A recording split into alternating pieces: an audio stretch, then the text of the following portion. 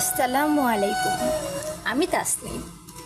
আজকে আপনাদের শোনাবো সাদাত হোসাইনের লেখা মনে রেখো।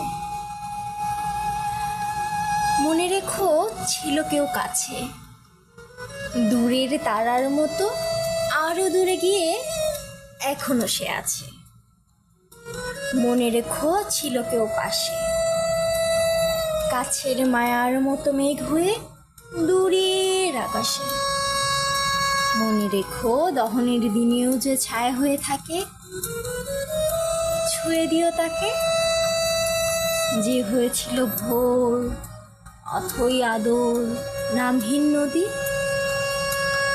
একা লাগে যদি, মনে রেখো তাকে। ধন্যবাদ।